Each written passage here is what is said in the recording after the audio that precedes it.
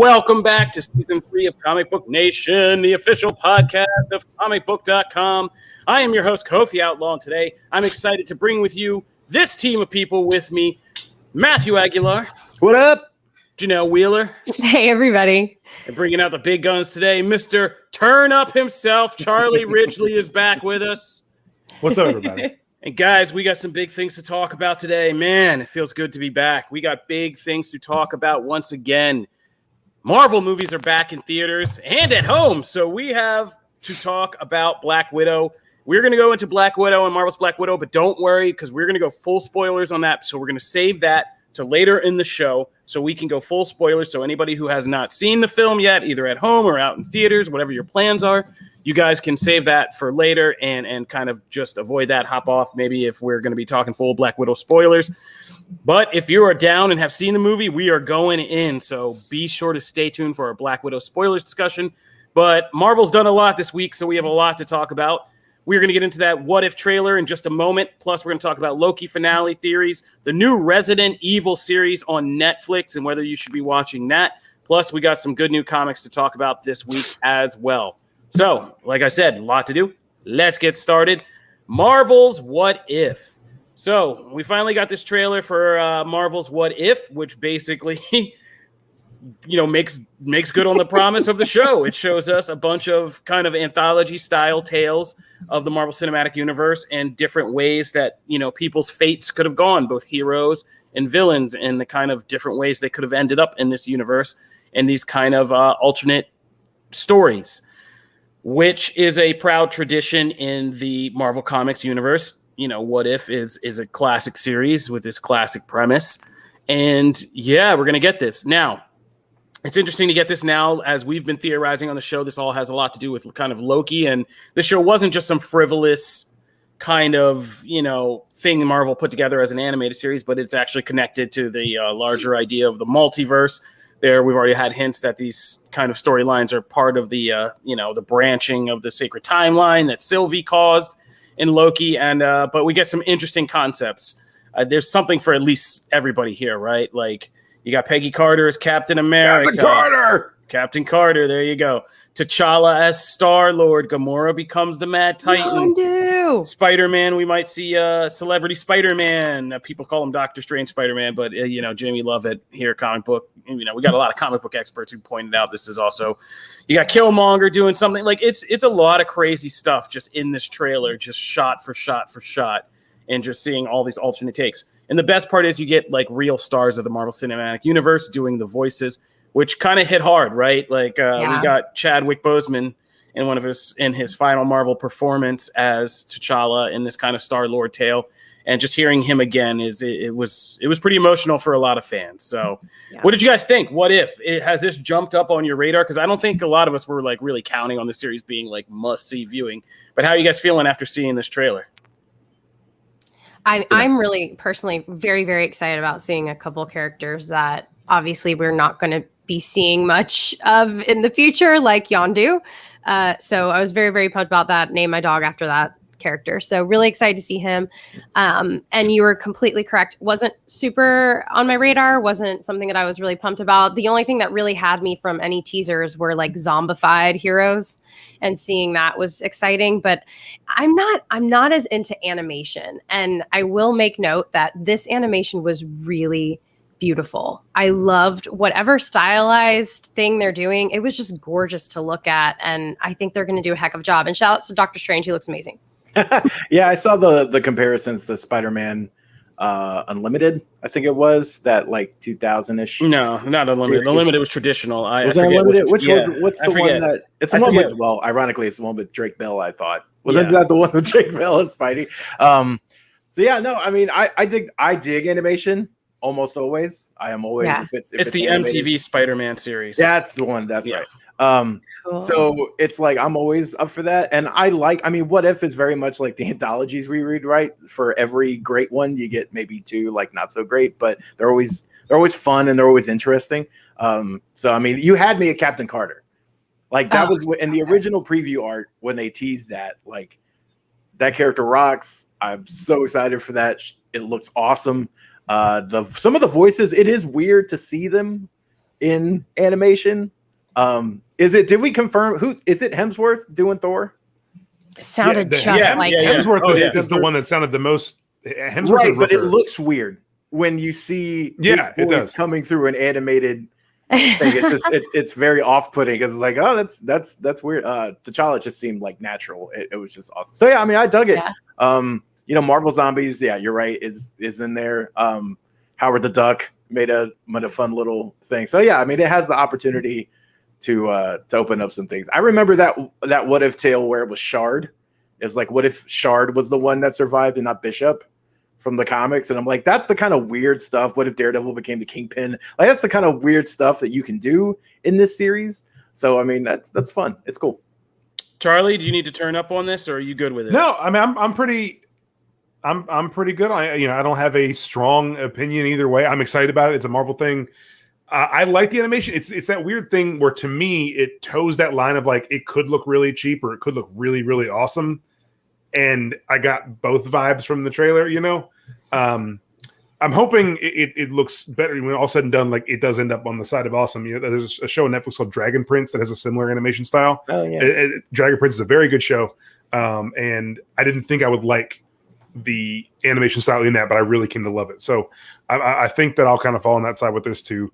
I'm most interested in how this ties into the greater MCU. Obviously, these are the stories we can't tell with live action because they're all over the place. You can't get everybody for live action things, but you can get it for voices. And I do think, though, there is going to be connective tissue. I don't think they would say, "Oh yeah, it's canon," just to say it.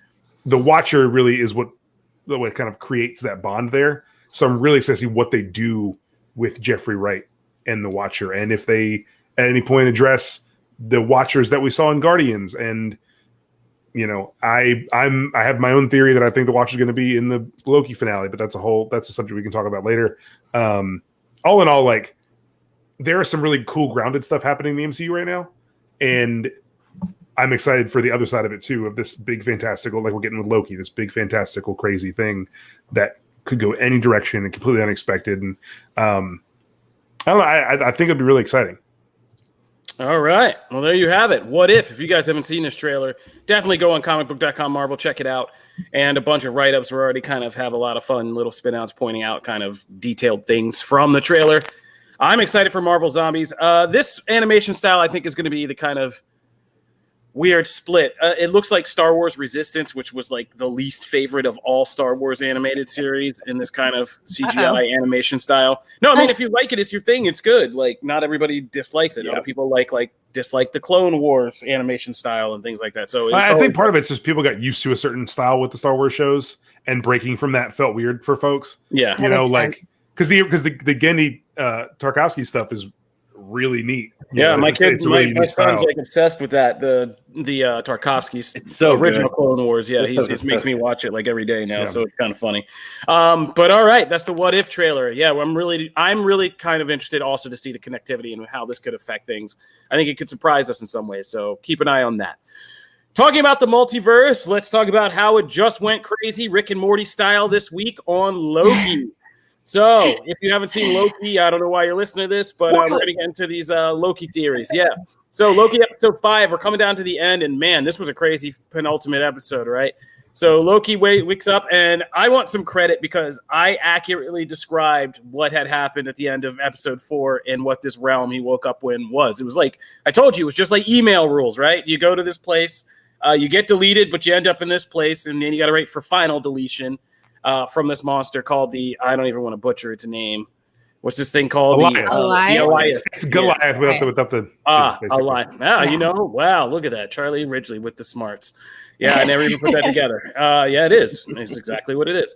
So Goliath, this monster kind of, providing the final deletion. But this world is populated by crazy variants of Loki, which was, of course, the most fun thing we can... Everybody in the comments, stop trying to make croaky happen. What have you all been listening to Jim Viscardi? It's not a crocodile. It's a gator. Alligator Loki. Yeah. I will say they could have made a crocodile and had that name and been done. And I think they would have been better off for it. They didn't. It's an alligator, so we got to drop croaky. I'm with you 100% on that. But it was easy and right there, and I'm surprised that they just didn't do it. It can be like an EDM producer, Aoki. Oh no, Jim has jumped. He's in the comments. Jim is in the comments, and he's jumped to Ala Loki. Loki. That's too many else. Too many Yeah, sounds. Which, by the Ala way, Loki. really works. That really works. It's not as off the. Gator. It doesn't sound as natural as croaky, which I can't believe. Loki Of course- Gator. No, that's of course not- this Loki is a dial. discussion. Oh my Just- god, Loki dial. I love it. Look at That's that. a good one. Oh my gosh. Here we go. But anyway, yeah. I mean, he was But really. again, an he's not a MVP. crocodile. Yeah, he's Yeah. not So so Loki Dow doesn't work. Oh, Oh my so god. frustrating. Jeez Louise. Alligator Loki, one of the MVP of the episode. Yeah, we got a I'm bunch of sticking with crazy variants of Loki. Yeah, it was pretty nuts, and it was pretty funny just seeing them all kind of war with each other and try to backstab each other and lie and deceive each other. And then Alligator Loki biting off President Loki's hand, which, yeah, this was written by a Rick and Morty writer. If you guys didn't That's so know, good, by the way. So That's this so episode good. felt very much like a Rick and Morty episode because It did. it It really made was in many respects. But the end of this all is that Loki and Sylvie Sylvie figures out to go down there and help out Loki, and they kind of bind together and they enchant the Alioth, and they realize it's a doorway to the true power behind the TVA and whatever is going on here. So what we're here to talk about is, what do you guys think? Because the episode ends with them walking through that portal. What do you think is on the other side? Charlie Ridgely, take it away. You went in. There's you went so deep in many it. things. There's Yeah. so many things it could be. It seems like that's Oh Chronopolis. wait, let's Home of preface this. Kang. Let's preface this by saying Charlie Ridgely just got done talking that's to right. the head writer of Loki right before he jumped on here. So this I man did. has been close to the power source. The He's problem power is awesome. that people at Marvel are really good at knowing how to answer questions without telling you anything. I tried really hard to get Feige's a say, master of is that, this man. Chronopolis? Is this not Chronopolis? Did you just flat out ask? Tell me, is it Chronopolis? I worked it in, and and he knew what I was doing. He's done this a lot. Trying to trip him up. But yeah, like this is all very. It's all building to what looks to be Kang, and that could obviously be a huge misdirection because that's what the MCU and specifically Loki does. But it looks like Chronopolis. When you look at Chronopolis in the comic books, the home of Kang, that's what this looks like. There's even little ships flying around when you look closely. It seems like we're either building to Kang because that's where all the science point, or toward there being another Loki behind things, because that's narratively where this could make a lot of sense. Is Loki has had to learn to love the parts of himself that are worth loving, and he has to confront the parts of himself that not are broken, but that he's had difficulty with, and he has to come to terms with, and has to confront the parts of himself that he wants to change. And I think that narratively having a Loki there makes sense. And I kind of think maybe there's some kind of Kang Loki situation going on where, like Loki did in Ragnarok, where Kang is gone and Loki is just kind of there running things in his stead without anyone knowing it. Like kind of just being a turd. I think that could be what we see here in the end. This is where I think the Watcher can come into play. I think maybe the Watcher is imprisoned in Chronopolis. That would be a really fun direction as to how some of these things fell apart, while there's supposed to be somebody watching over everything, and kind of how the TVA took on that mantle. There are a million different directions this could go, but Kang or some variation of Loki really seem like they're kind of at the end of it. And there's so much going on with Ravonna, and I could dig at Waldron to say that Miss Minutes is very suspect. Like everyone's kind of had thoughts, and I've been like, well, maybe she's just kind of a computer program. He's like, no, like Miss Minutes. I think it's fair to say she's very suspect. So I think there's more to Miss Minutes. We're going to find out here in the last Mephisto. episode. She's Mephisto. Stop it. She's been screwing up Stop his whole her. thing all He along. brought that up too. I said something about and it's Kang or Loki, whatever. And he's like, what about Mephisto? Oh, And I was like, you're just doing that to upset everyone. that is Kurdish behavior. I love it. I appreciate it. I'm not gonna guess Mephisto for anything until I see Mephisto on the screen. At this point, Kang or but- bust, baby. my big thing, and I'm gonna throw this out there just so it's out in the open. I think that Ravonna is a Kang variant. She is the Sylvie to Kang's Loki. And that's how the name kind of throws us off, because Ravonna and Kang are tied together in the comics. I think that's how it's going to kind of turn here in the show. Oh, but that's just my personal theory. Interesting. Interesting. I didn't come up with that one, but that's a good one, Charlie Ridgely. That's a good theory.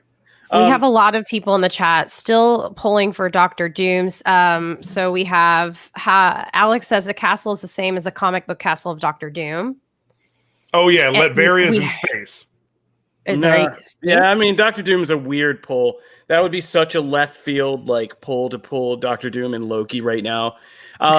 You kind of need Doctor Doom in a weird way because, see, the Kang stuff really makes my head hurt because to get to Kang, you actually need Doctor Doom, since the person who became Kang is a guy from the future who started to meddle around with Doom's technology and but you don't have to give that backstory anytime soon. No, but I'm saying probably just go without that. You could, I mean, it's not out of left. I mean, it's not completely impossible. There are people. It's like a time. Jim has been very vocal about this, about how Kang's actually too big for a Marvel TV show. You're not going to introduce Kang in the TV show, like. I mean, that's a good point too. I disagree with that, but I'm saying if we're using that, Doctor Doom is certainly entirely too big. Yes, that's true. I mean, if you poll people on the street, maybe 2 out of 10 random people know who Kang is, but like 7 out of 10 recognize the name Doctor Doom. Like, you're not pulling Doom in. Jim needs to relax. Let's just all remember that Thanos was a random purple face at the end of Avengers. I'm just saying like, that was the end. If anyone doubts Kang, we are not getting Doctor Doom. That's all. That's all I'm saying. So here's the thing. That's the point, though. Is that's a good point. Thanos was a throwaway, like, oh, hey, mention this person, which I actually think, by the way, they might. Okay, so as I said, number one, I'm gonna start here because Kofi got to celebrate himself. I'm gonna get my flowers for a minute. All right, I called Mobius wasn't dead. I called all that was all a fake out as a typical Marvel fake. I mean, we knew that once Loki got. But everyone in here was like, well, maybe he's just no, he's not. Of course not. And everything with a Marvel show typically goes the way you kind of expect it to. Every so often they throw a giant curveball at you, but it's rare. Most times we all theorize all the things that never happen. And most times it kind of goes according to whatever the base level plot point you think it will be is. This whole show has been a commentary on Loki. You're as still a person hurting from WandaVision, and all aren't the variants. Well, no, I'm just I call it on WandaVision too. Nothing threw me there either. So it's the same thing, right? So I think it's all nobody knew Ralph Boner. So I think stop it. No, I'm saying it wasn't this alternate thing. All of y'all got all nuts. I did not. Yeah. I said it's not going to be this crazy thing, and it wasn't. I think you're right. All right. I didn't call Ralph Boner. I'm not saying I actually called that. I'm saying the premise is they don't go that off the wall. They really don't. So if you look at how things are moving, the trajectory, it makes sense that it would be a variant of a Loki. I will say what you might get, though, is that allusion to things that could very well in the full reveal of Kang, because I'm not saying Kang's off the board. I'm just saying that it does seem like it would be a big deal to have that kind of villain, especially one who's going to be your overarching villain for phase 4 or 5 or whatever, to be in one of their Disney Plus shows, because not everybody is watching. I think you're right. But based on what you said, based on what you all just laid out, see, to me, so much of it points to Kang. Yes, narratively, the idea of Loki facing himself is right there. That's what Marvel does. Everything that we've gotten, it's not even been low key. It's been very like, and Kang makes perfect sense for this story based on his history and his time. Right, like it all makes sense. Either one, I think, are perfectly logical. And I think it's going to be a mix of both at the end. I don't know if we'll get Kang, but he's going to be like he's going to be included somehow. Matt, just to go by what Marvel does using that same logic, you can introduce Kang in this finale without actually showing people Jonathan Majors in a Kang that's my point. armor. My point is you can allude to him and you can lay foundations. You can even maybe say the name, but you're not going to get people who think you're going to get this reveal. I feel like are going to be disappointed. Maybe they shock me, but 9 times out of 10, Marvel doesn't do that. Marvel lays out the story and then they'll throw that little spice at the end. And I think we'll see Jonathan Majors, maybe not big purple face in space Kang. No, I think that we'll see. Here's the deal. I think that, remember, these Marvel Disney Plus shows are about getting things, setting foundation so that movies don't have to explain like a whole lot of where circumstance and like where we are. I think this match right in the sense that this is a show about Loki and Loki dealing with Loki. So it could be Loki through that portal, but I think this was ultimately about the end, about what's going to be the end result of this is, even if it is a Loki that has been maintaining this TVA order, these other Lokis are going to break that and thinking they're doing something great. But this other Loki's going to be like, kind of like, you assholes, like, I've actually been holding back maybe something even worse. Like, and that worst thing that's the thing with Eliath and that gate. It's like, I kept thinking about this two-edged sword of like, they're trying to do something, but what if that was supposed to be closed? What if that was closed for a reason? And you open it up to do this grand gesture, but it wasn't to keep you out. It was to keep whatever's on the other side out of our reality. Yeah. You know? And now you've just busted the floodgates open. Yeah, and I think that'll be the change that, you know, after this, they'll break this TVA order, this one sacred timeline. The multiverse will begin to kind of get crazy, but that's going to get out of control real quickly, as evidenced in Spider-Man and Doctor Strange. And, you know, in Quantumania and Ant-Man 3, which is this whole other realm that we got to deal with that leads to alternate realities and places, you know, you're going to have Kang, you know, officially emerge from this. So I think this is what's going to get the ball rolling and really kind of set the stage for that. Now, Janelle, what did you think? Oh, I was just saying I saw an interesting theory about how, are we calling him older comic book Loki, who does all the projections? Classic Loki. Classic Loki, thank you. Classic Loki. Know your Lokis. Making this big projection, and he's the king of that. I mean, he's fabulous. He fooled Thanos and everything. We know this from his backstory share, that he could possibly have put on this whole show, and that's why he was laughing when he was taken out. It could have just been a projection of him, and he could be on the other side now in the castle, like running the show. That was a really cool thing that I saw, that I was like, I could buy that. I could get down with that. We know him. For people who, you know, have been following the show and only the show, they don't really know the MCU really well. They now know who this guy is, and they can go, oh my God, he was bad all along. It could be kind of cool. I mean, you want to get your money's worth. I would like that for Richard E. Grant. Yeah. You want your money. Narratively, I like, he brought a closure to a Loki story, and he brought the evidence of like of growth for that character and evolution for that character. And I think that was really important. It's kind of the same with the theory of Mobius being bad that some people have, or Mobius being a Loki. Pulling that rug, I think, does so much harm to the Loki we've watched grow. And I don't know if that's the kind of 180 you want to give that character after everything he's been through this series, to then like say, oh, never mind. And to watch him just spiral from that. I think that kind of discredits a lot of the hard work they've done.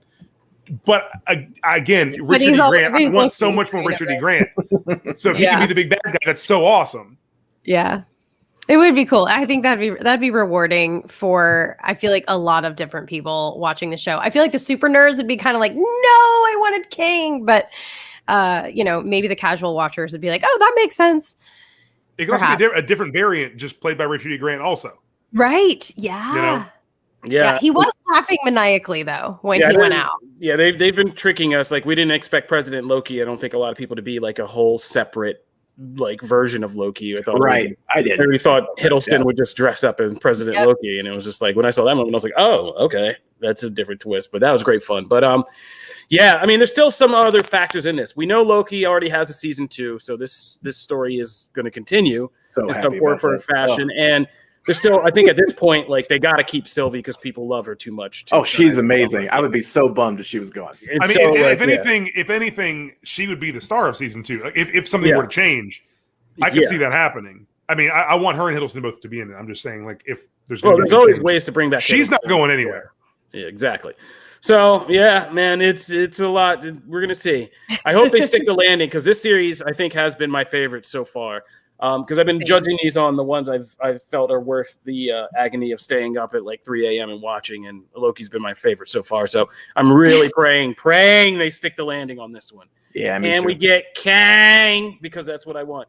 We're gonna take a break, but when we come back, it's time to get into Black Widow talk. We got to talk about Resident Evil's new series and comics. So stay tuned for all of that.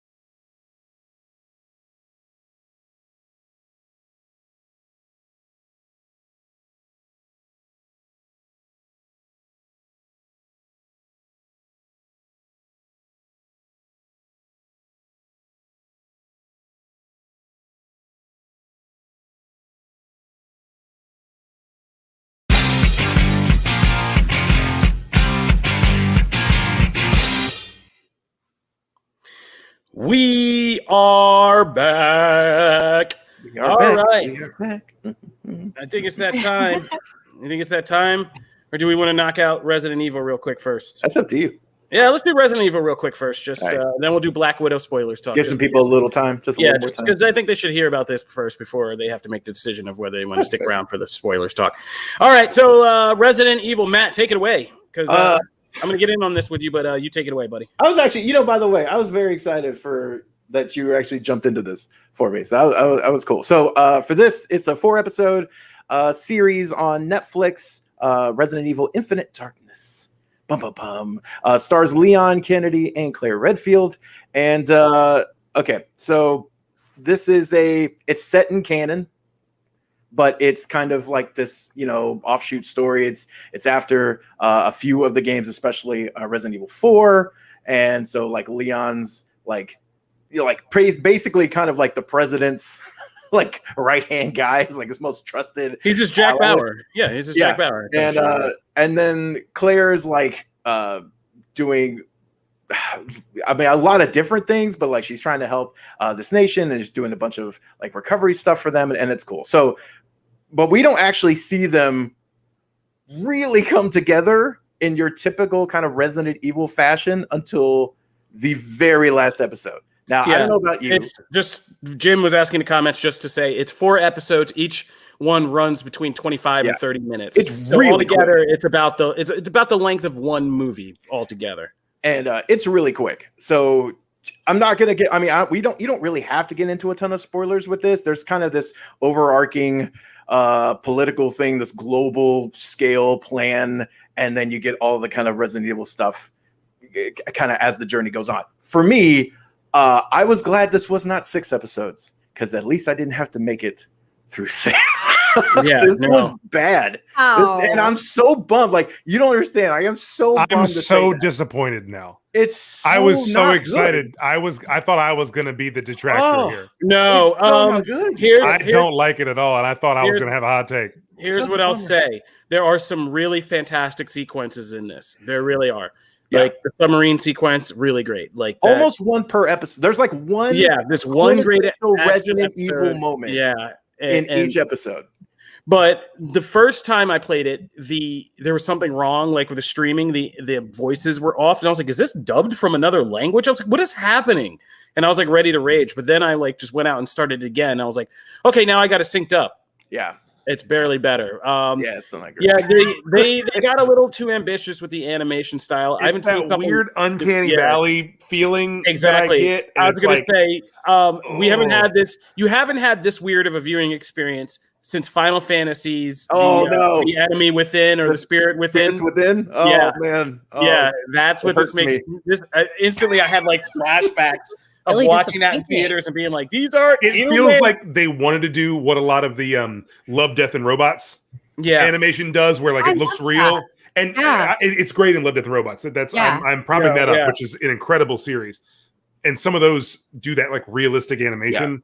Yeah. This feels it is not great in spots. So like if you look at certain, it's weird. It's kind of like for those in the like action figure world, when they do face scans and you see a figure from one angle and they go, oh, they look like perfect, and then you turn it and you go, oh, that looks nothing like the character. It's kind of like that. Like certain shots, they are fantastic. It looks great, and then they start moving and like everything's really boxy, like the way they move. And like there's a scene early on where like, and they keep going back to the scene throughout the show, but all the soldiers are moving and they're moving from one location to the other, and all their legs are moving incredibly fast.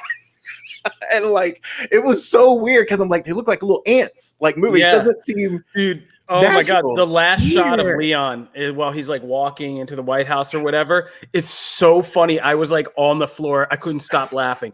It's so funny because it looks like when they animated Poochie out of The Simpsons. Like, you know what I'm talking about? The Simpsons. Oh, do we not watch it? Was like Poochie went to another planet.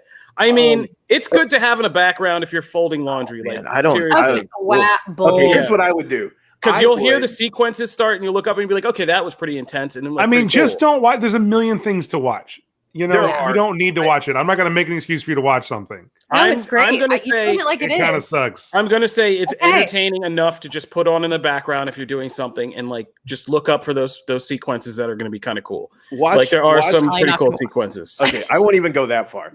I will say watch in a week. The great scenes will be on YouTube, and you can watch those clips, and they're like 2 minutes, 3 minutes. It takes tops. you less time to watch season 6 or season 2 of I Think You Should Leave, which is a way better use of your time than watching the first season of Resident Evil. Okay, because I don't like to just bag on things all the time. So I will say, okay, like Kofi said, there's a rat sequence. It's actually really kind of creepy and weird. It's in the submarine. That felt very Resident Evil. The Claire scene at the house felt very Resident Evil. Even pretty much, I will say, the second half of the final episode feels very Resident Evil. A little Resident Evil, like 4 and 5, but still feels very Resident Evil. Well, everything else, there's so much plot here that does not need to be there. It's just like, because it's very ambitious. It goes back in these flashbacks and it keeps filling in the story. But like ultimately, you could have done that in half the time and still gotten the point across. And then you can actually have more of the Resident Evil stuff, because that's the stuff that shines here. And like also Leon is a complete dill, man. in this show. Like he's not the most personable in the games, but like, man, they made him into like a really not likable character. And for Claire, they sideline her a lot. Claire's awesome. I'm very much more of a Chris Redfield and Jill Valentine person. I'll be honest, same. But I love Claire. And so she's been used very well. So, I mean, for me, I would say just go play one of the games. I mean, go play one of the games that features these characters, even 6. Have you played all of them? As that is. You played every Resident Evil game? I have played every Resident Evil except for 0, ironically. That's the one I just missed, and I think it was because it released on platforms that I wasn't on. But yeah, I mean, 6 is the worst of the series. And I would still say the first part with Leon in that 3-thing campaign is still better than watching this. It's just so any big fans of the games, don't watch the show because you're going to be disappointed. Yeah. If you've maybe not played the games, then maybe it won't be as. I mean, maybe. I mean, it's Charlie's like, just don't. I'd be more interested if it followed the Biohazard, like the 7-8 stuff, like the more gothic horror archetypes and that storyline. I'd like that a little more than the old Resident Evil stuff. Yeah, we're not going to go through like where we want to be here. So here's what I will say. More interesting to me. That's the only comment. Here's what I will say. This project, ironically, for all its faults, does a better job than most video game adaptation projects of actually making you feel like there's a level set up in front of you and you have to see if a character can get through this level. Like there's constantly, it does that. And it does that well with tension. The submarine's a great thing. You're like, how the hell is this guy going to get off this submarine? And then there's another one like with an attack with a bunch of soldiers over in whatever country they're in, and they're in a building, they get jumped by a bunch of zombies. And there's a lot of sequences like that that are very video gamey in a good way. And that's what I mean about seeing that. That's the one thing this does right. The rest of it is trash. And the arch villain at the end is like this crazy turn where he's just like murdering a girl. He looked out. Well, it's just nuts.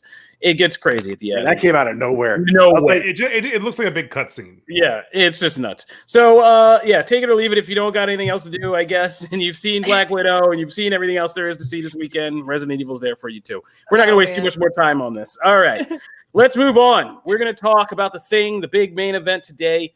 Marvel movies are back in theaters. 2 years. My God, it's hard to believe. It's been 2 years. But here we are. Marvel movies are back in theaters. Black Widow is here. We've seen the movie. We are going to talk to you about it. Strap in. Rich, throw that spoiler warning up because we're just going to go in. Yeah, I mean, there's no point in playing the game. We're going in. So if you haven't seen Black Widow, now's the time to drop off until you guys have seen it. Please come back and listen to the end of our discussion then, because you will be able to kind of hear our thoughts and reflect with us, as you've seen the movie. But if you also haven't seen the movie, comics coming up too. We got great comics talk coming up. But all right, let's talk Black Widow. So I have to say, I was pleasantly surprised because I was one of the people who were like, I don't know how they're going to make a Black Widow movie relevant at this point. Like, I don't get it. Like, I'm kind of skeptical. I feel like this is going to be like an episode of TV. I think I said that to Charlie Ridgely, like before seeing it. I was like, I don't know, is this going to be like a really good episode of like Agents of S.H.I.E.L.D. or is this going to feel like a Marvel movie?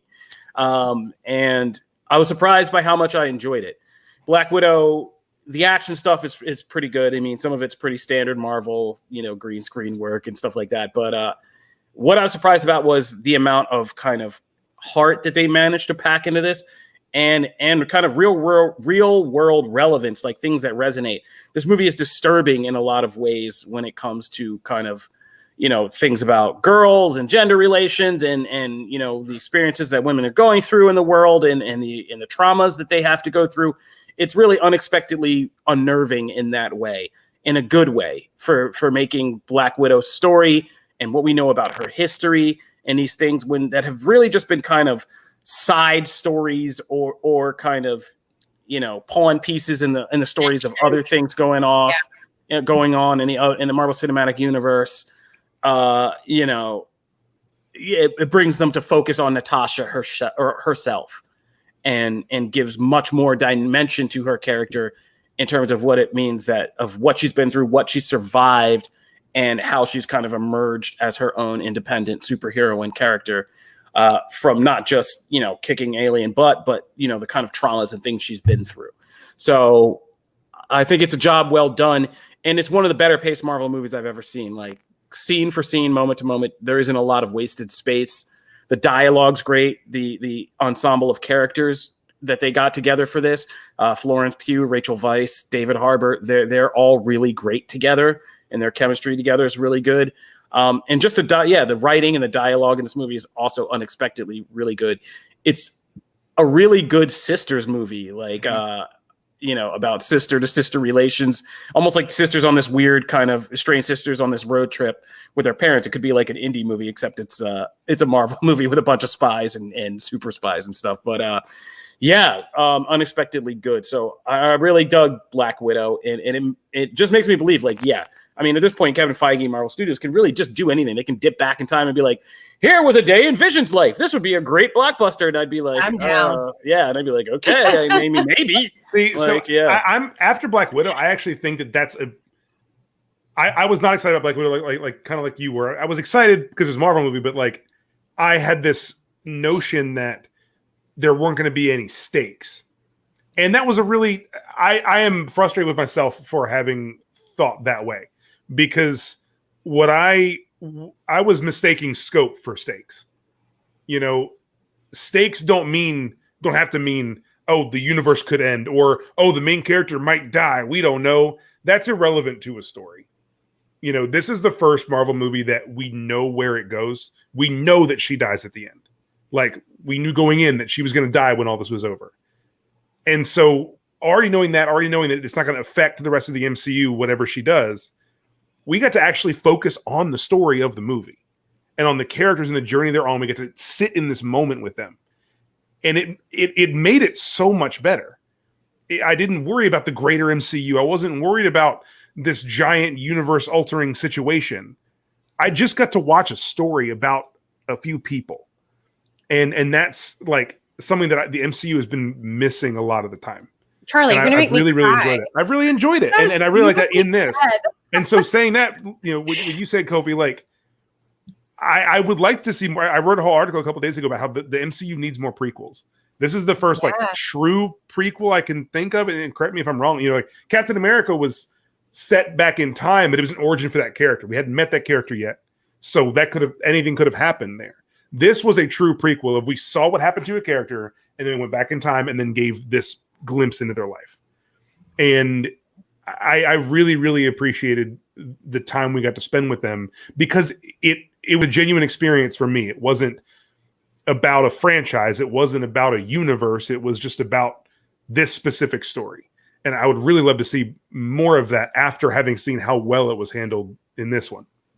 Janelle, what'd you think? Yeah. Oh gosh. I feel like Charlie just said everything that I could even think of, but I have just a few things that I've been really wanting to say, but I am so afraid of spoiling for people because once you see it, you can't stop seeing it in the film.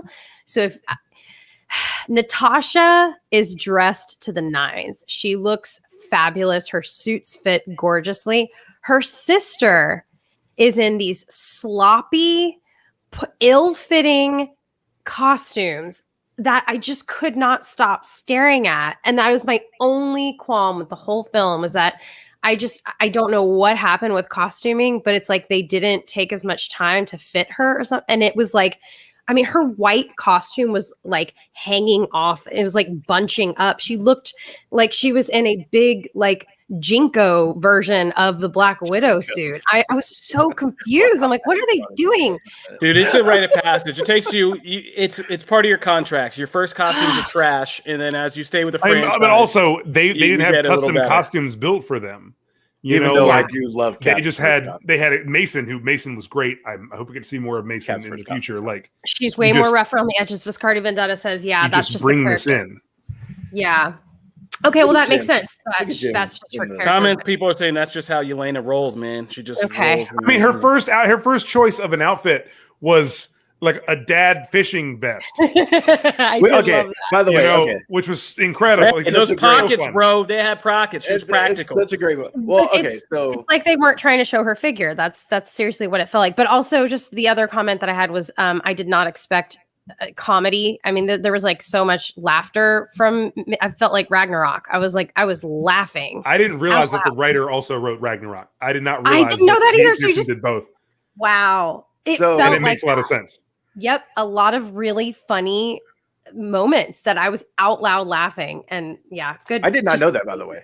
I did not Me know neither. that. Yeah, neither did I. Thank you, Charlie. Eric Charlie with the Pearson. research. I believe Brandon's talking to him today, but Eric Pearson. So what? Awesome. That's so interesting, though, because like one of the things I love about this movie is that, to me personally, it actually handles humor better than Ragnarok does. And what I mean by that is not necessarily like whether jokes land or not. That's subjective. But the way they're interspersed here, it felt much more organic to the story being told and their relationship than Ragnarok, which was just constant. It's just, we're going to hit you with a joke. We're going to hit you with a joke. There was almost like a quota. Like they had to hit 8 punchlines in a scene. And it did not feel that way here. It felt a lot more nuanced, and I like that. It's still the Marvel snapback humor, and I loved, but their relationship. I mean, Florence Pugh and Scarlett Johansson are dynamite together, which is why it makes it sad that like we're not going to get more of them, or at least unless they do another prequel. But you know, I really like. To me, that's the hardest movie. I enjoyed it much more than I expected. I was looking forward to a Black Widow movie, but for me, most of the enthusiasm had just died just because simply of the delays. Like I was just like, I just want to see it already. I've kind of lost all the hype. I just want to see the movie.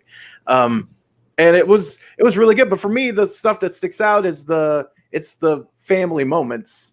Like the family is what makes this. The action stuff is fine. It was what I kind of expected, and I wasn't necessarily like floored by any of it.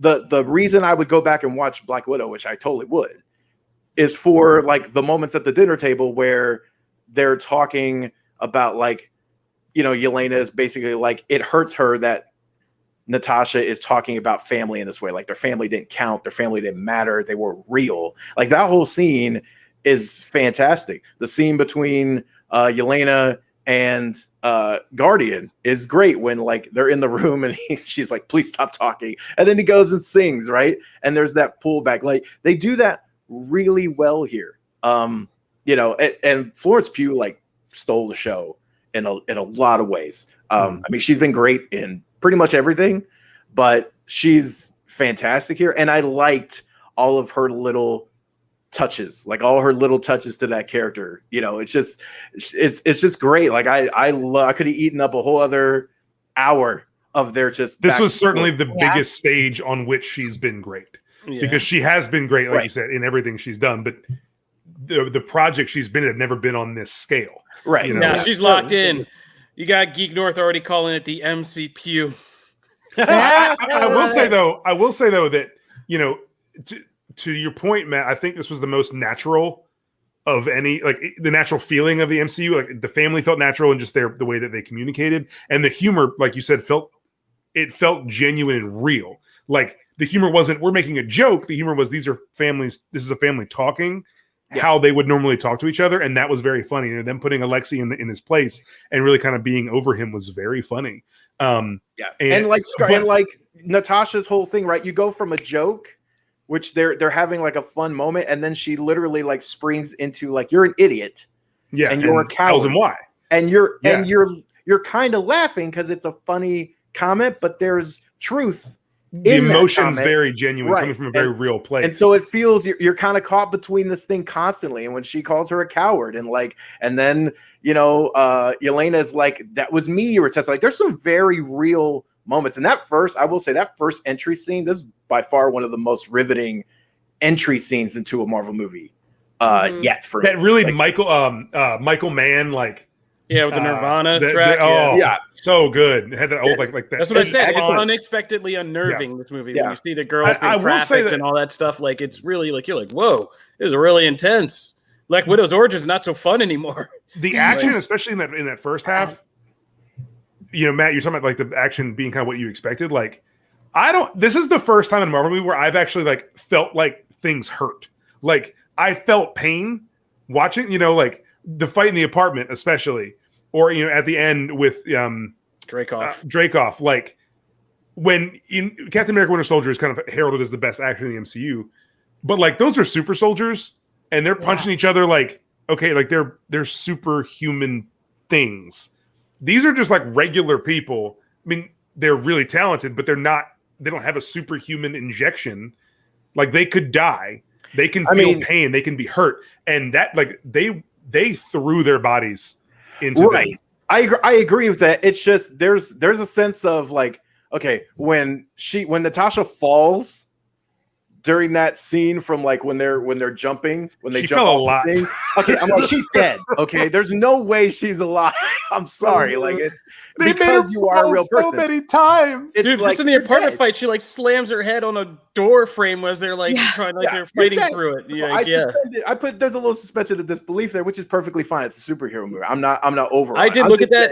They did a good job of Scarlett Johansson being throughout the film gradually like I'm too damn old for this, so she's getting like more and more injured, and she's just like, like, all right. But that didn't bother me. Let's talk about something that's really kind of heating up on social media already.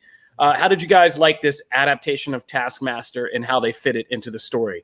Are you cool with that, or were you kind of like, was that annoying you? Me personally, Taskmaster is not that important of a Marvel character to really get mad about. I think the one thing I am mad about is that this version of Taskmaster we meet is literally the opposite of a taskmaster. It's kind of like you're just a task doer. You just get told to do stuff, and you're basically an unwitting slave. So Taskmaster does eventually is in Marvel Comics this kind of fixer in the underworld, pivotal figure. They set up the possibility of that with Draco's daughter, and if I remember correctly, she gets the kind of, they free her at the end, right? Yeah. So she could become the Taskmaster we know and love. How did you guys feel about kind of putting together that whole Budapest story and Dreykov and his daughter and that reveal? I mean, none of us certainly guessed it. I don't think anybody guessed it was like, in all the fan theorizing we did, I don't think we guessed it. So kudos to Kevin Feige for getting us once again. But how did you guys feel about that part of the story? I loved seeing a woman behind the mask. I thought it was really cool. And the story didn't bother me at all. I think that you made a great point on that, Kofi. Like, it could go anywhere from here. And I really actually, because the dynamic of the family and the background of Black Widow, and it really was not at the forefront of my focus in the movie, believe it or not. Like, that was not a big thing for me. It was something I enjoyed, but I was like so focused on Black Widow and her sister and their dynamic that nothing really bothered me. Nothing rubbed me the wrong way in the whole movie besides that ill-fitting suit. Wow, you are really hung up on this suit. My God. No, it's fine. Now that I know, thank you to everyone in the chat for letting me know that it was probably a choice, like a specific choice. Me out, Janelle Wheeler. Me out. So why don't you give us a call? I think you owe the fans a cosplay. Why don't you show us like new and improved Yelena?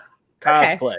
Okay, I will. Or gotta full get that Black Widow Jinko. You better head down to Florida. Black Widow Jinko, let's go. Yeah, ask Papa Wheeler for that fishing vest and Yes. go get out your own Jenkos, which we know you have.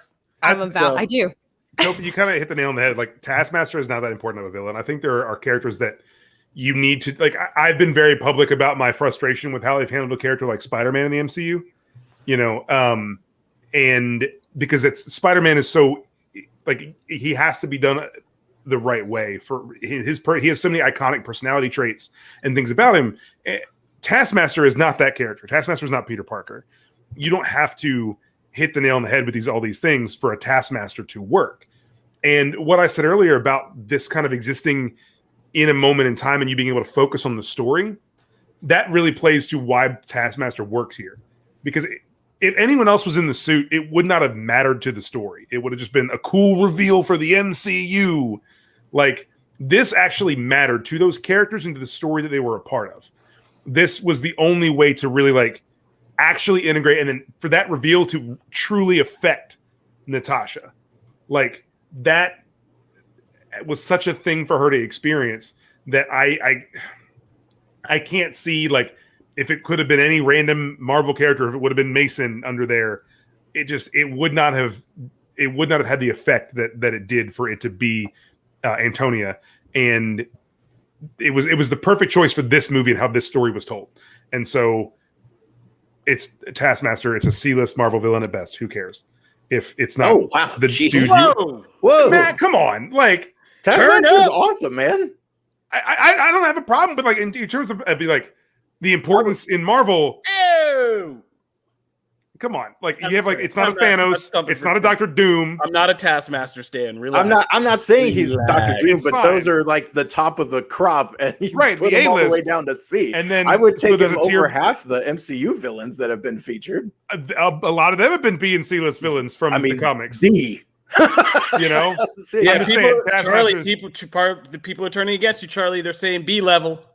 Well, yeah. Taskmaster doesn't matter. C and D level. He's just a guy who his name is Mastering Tasks. That's kind of great character. He's a great character. He's fun. He's interesting. Like, I think he's been interesting in books. I'm not necessarily arguing that the character is always terrible. I just mean in the grand scheme of importance, in the grand scheme of like how these villains matter and what they do for characters. Like, he's there. If this is the last we get of Taskmaster, if this is the last of Taskmaster, you guys are hilarious in the comments. I will be bummed if this is the last like we get of Taskmaster. Like, the character Taskmaster can also be so many different. It's a mantle, and I mean, it can be kind of anyone or anything. And again, for this story, I think this is what it needed to be. Well, let's talk about where this is going, because we do have a lot of characters floating around who seem to be good, ripe for collection for something. We have Valentina. The post-credit scene of Black Widow showed, this poignant moment, which it earned very well, of Yelena visiting Natasha's grave, which made us all sniffle a little bit and seeing how many of you thought for a second that Natasha was going to step out and be like, man, hope the funeral was good? Like, was anybody here that down the rabbit hole? No, the one thing when she did the whistle, it was like I could have heard another whistle and then it ended, and it was like I wouldn't want that, but I was kind of concerned that's where it was going to go for a split second. So Valentina is still Julia Louis-Dreyfus, who was supposed to kind of appear in this, and that would have been like another Thanos moment if that scene was just introduced as the beginning of Phase 4. We'd all been like, who the hell is that? I'm glad it worked out the way it did, as opposed to the way they originally planned it. Yeah, exactly. But she's gathering together people, right? So she's making her own Dark Avengers or Thunderbolts, and we still have a lot of people floating around. I would love to see. I mean, Yelena's there. John Walker, U.S. Agent's there. I would love to see Ghost from Ant-Man 2 make a return again and kind of be back in the mix. Taskmaster's hanging around. There's a lot of characters you could pull that weren't like quite villains, but that were villains or just kind of still hanging around and anti-heroes in the MCU. So, I mean, hopefully they're going to do stuff with that and kind of pull some of these together, because I would definitely love to see some of those people, like I said, come together. And I mean, they're clearly building to something. Yeah. Black Widow sent several characters. I mean, Melina, Red Guardian, Yelena are still out there, Taskmaster's still out there, and where they've all ended up since the blip, it remains to be seen. But I would love to see these people on a Dark Avengers or Thunderbolts team. That'd be kind of awesome. So cool. Yeah. All right. Anything else you guys want to deal with? Do we want to take any questions from the chat? Yeah, I mean, we'll take one or two. Matt's got to hop off pretty soon, and we still got to get to comics real quick. Okay. Talk about those. Damon Stream says, "Is this the darkest MCU movie?" I think it's on par with the darkness of Winter Soldier, except that still was a little bit more comic book fantastical, whereas this was kind of more gritty, hard born style. I mean, it dealt with human trafficking pretty deliberately. And the heroine wins by breaking her own nose. So, I mean, it was pretty hardcore. I'll say yeah. I think this is so. the darkest one. Yeah. Cool. Okay, another one. Why, Alex is asking, why Hawkeye didn't show up? How can you make a Black Widow movie without Hawkeye? Ooh. Because he's lame. Well, circumstances. Black Widow's movie. Circumstances. That's exactly right. We know the circumstances. I mean, it's pretty narratively easy. It's because Clint Barton was on house arrest as of time and trying to just stay with his family. That's why he didn't show up for Infinity War. So if he didn't show up for the Infinity War, he's not going to show up for Black Widow's like side caper back to Budapest. And that's unfortunate. But, you know, at this point, I mean, kind of the point of this story was this is when she was really vulnerable and on her own and had lost kind of contact with her surrogate family. So if she has any connection to the Avengers at this moment, this story doesn't happen. Yeah. So that's why Hawkeye's not here. Yeah. So anything else? End credit scene. What did you guys think about it? Do you feel rewarded? Do you feel good about it? Or are you kind of like, oh man, that was weak? No, I mean, we knew that Yelena's coming to Hawkeye, but this was a good way to kind of send her in and really cement that. And it let you know that this character you just saw have a breakout performance is coming back. And that's exciting. I love the simplicity of it. You know, again, what I like so much about the movie was its vacuumness. It's someone I saw someone from Vulture when they wrote about it called it kind of a cul-de-sac of the MCU narrative, where you have this kind of sprawling story and it kind of exists. It's attached to it, but it doesn't. You don't need it to get from one place to another. And the end credit scene, I think they could have tried to do way too much with end credit scenes to make it feel more connected, and it connected to Hawkeye, but that was it. And it felt natural and true to what the movie was. So I liked nice tease ending. I felt very satisfied by it. Yeah, I'm more excited. Let me put it to you this way to sum it all up. I'm more excited about seeing Florence Pugh get to interact with Jeremy Renner's Hawkeye than I'm sorry about him not showing up in this movie and meeting her and doing that now. Like, that's a good. I feel the same. I'm more excited about. Look, I'm only excited about Hawkeye because of Kate Bishop. So the fact that now I get Florence Pugh in that and I get Yelena, you've given me now 2 reasons to watch that series. Well, also the best scenes of Clint Barton we've had in the MCU have been like Dad Clint Barton, like in Age of Ultron when he was talking to Scarlet Witch and like trying to be like helpful to her and like trying to like kind of channel being a dad, and the times at the barn where he was being a dad, like those are the best moments we've had of Clint Barton. So the idea of him like trying to teach and trying to like put himself aside and get over himself and move on. I'm excited to see how he grows in that. But I mean, obviously, Kate Bishop's the draw. And somebody points out in the comments, I think seeing Kate Bishop and Yelena, when they all settle their differences, going to town on in the most in verbal sense, going to town on Hawkeye and really just volleying, like knocking him around verbally. You think about what Natasha and Yelena did with Alexei? Yeah, that's going to be multiplied. Well, I think Haley Steinfeld and Florence Pugh are going to have a great time just messing with Jeremy Renner. So that I'm really excited. I mean, now this made me more excited for Hawkeye. So if nothing else, there you go. So I was happy with it. And Julia Louis-Dreyfus, I love her, and I'm just excited to see where this thing with Val is going. So yeah, all around Black Widow, a win. If anything, I think it just makes it more complicated because now I want more of Scarlett Johansson because this one actually let her open up and play like a much more subtle and version of Natasha with a lot more depth, and she really knocked it out of a park. So yeah, man, good times. All right, that's Black Widow. Matt, do you want to stay on and talk comics for a minute, or do you got to get out of here, buddy? I can talk one comic. Okay, well then let's talk which comic. Let's talk the most important one, which was the debut. We got a new X-Men comic. Let's maybe run through that really quick. Because Matt, what did you think? The X-Men have relaunched after the Hellfire Gala. We introduced a new team. Krakoa now wants to have this traditional kind of superhero face of the X-Men helping out humanity. And this first X-Men book takes us back into that concept and relaunches the X-Men yet again with a new team. Matt, what did you think?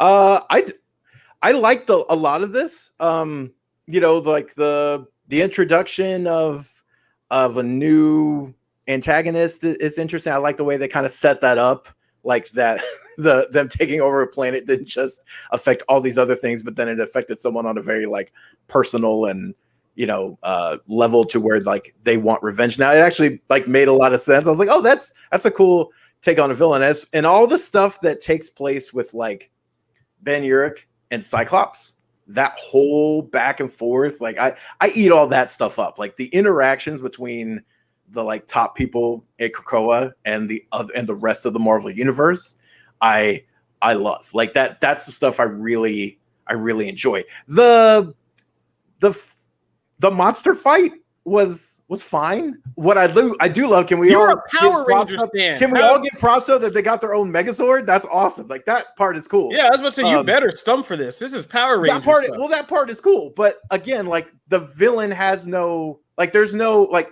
it's a weird departure for me to get all the first part of this and then we dive into that. And it was a weird debut for this. I get what it was trying to do. It showcases how this team can come together and all the different facets of that. But like overall, I will just say in Power Rangers, I am a huge Power Rangers fan, but the Megazord fights are the lamest part of Power Rangers episodes. They typically are because they're the most formulaic. We all know how it's going to play out. It's a big giant robot hitting a big giant monster. That's kind of how it is. So it was cool to see like the X-Men's version of that. And I hope like they even tease that we get to see it retooled and stuff. That's cool. But like, that was not like the reason I enjoyed this issue. Like that kind of felt like, especially because the villain didn't mean anything. It was just like this faceless monster. And we understand why by the end, but it didn't like add any.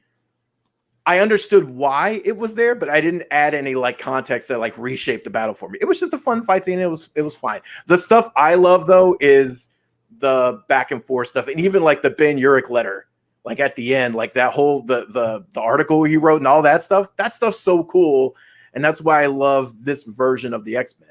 But just as an overall issue, I will say for being X-Men #1 and watching this team, I wouldn't say it like knocked me out of the park.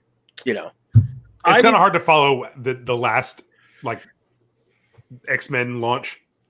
And this is not a launch. It's within all the Krakoa, the Hickman scope of things. But, it is hard to come on the heels of everything that's happened. I think that this X-Men, first of all, the X-Men series, which has been kind of a misfire for me since they did the Dawn of X stuff and just keeping it in the Summers family, I thought that was a misfire.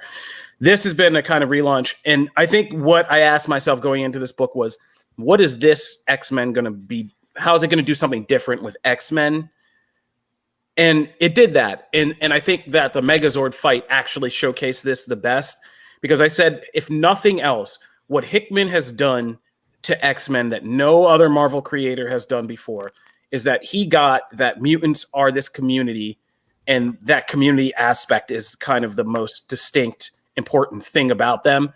And so that now you have mutants battling, and they don't just battle with individual mutant characters and their individual powers. It's about them kind of working in coordination as this unit or these teams. And this Megazord fight was really cool because, first of all, Pepe Larraz's action imagery is second to none. I mean, he's just like nailing it. Like his action imagery is so, just from the choices like seeing Rogue fly and seeing the asteroid like framed up above her as she's flying under it as it's coming in, just visuals like that are awesome. But just seeing this X-Men team use their powers collectively as a team to form this and run this Megazord is the difference, right? Like this is the difference between other X-Men books. X-Men had like danger room scenarios together and all that crap, but like them using their mutant powers coordinatedly and being this formidable kind of force is good. And it makes sense for why we got the characters that we got. And it's seeing them work together. Like, I don't think Sync has ever been more interesting than he's been in this comic book. 90s Rogue is really good to see back. It's an unexpected team of people put together, but it highlights each of them in ways that I think they've been lacking before as representation, like Polaris, Sync.